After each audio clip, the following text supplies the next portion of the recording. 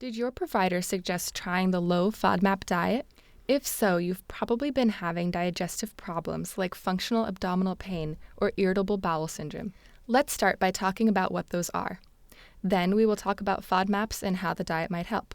Functional abdominal pain and irritable bowel syndrome are types of belly discomfort and distress. They are thought to be persistent and associated with eating certain foods, recovering from stomach bugs, mental stress, or having extra sensitive intestines, or even a combination. If you are having pain on its own, it's called functional abdominal pain. If there's constipation or diarrhea too, it is called irritable bowel syndrome.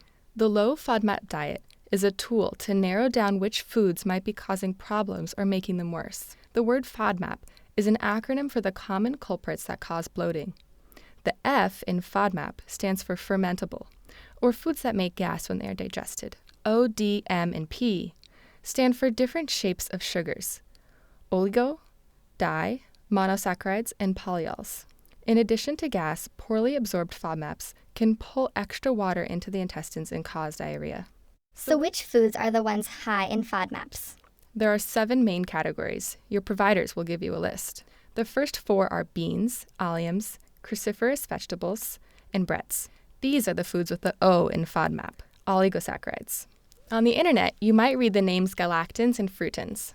Galactans are carbohydrate sugars found in beans, peas, and lentils.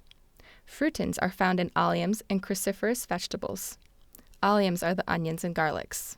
Fructan sugars are also found in wheat, barley, and rye. These are the same grains that have gluten protein, but this diet is different from being gluten-free. Gluten is the protein in wheat. Fructan is the carbohydrate. This is good to know because foods labeled gluten-free might still be high in FODMAPs. The next categories are dairy and fruit sugars. These are the foods with the di and monosaccharides, D and M, lactose and fructose. Lactose is milk sugar, which is especially high in milk or ice cream. Fructose is fruit sugar. It is especially high in certain fruits like watermelon and apples. It is also what high fructose corn syrup is made of. The last group is the stone fruits, like peaches and avocados. These have polyols, or sugar alcohols like sorbitol or xylitol.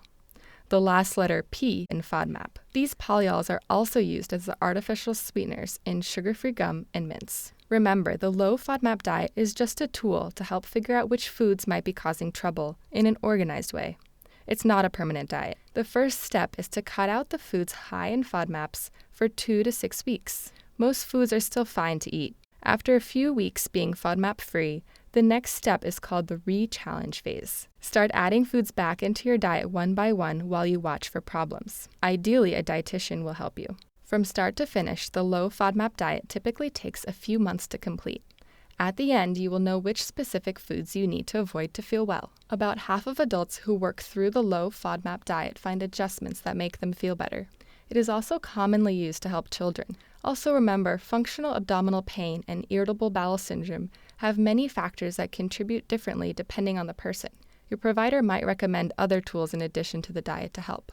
So that's it. Let's recap. FODMAPs are foods that might cause bloating and discomfort. Adjusting your diet after going FODMAP-free for a short time can help functional abdominal pain and irritable bowel syndrome. It is one tool out of many your doctor may recommend to help you feel better. Thanks for watching.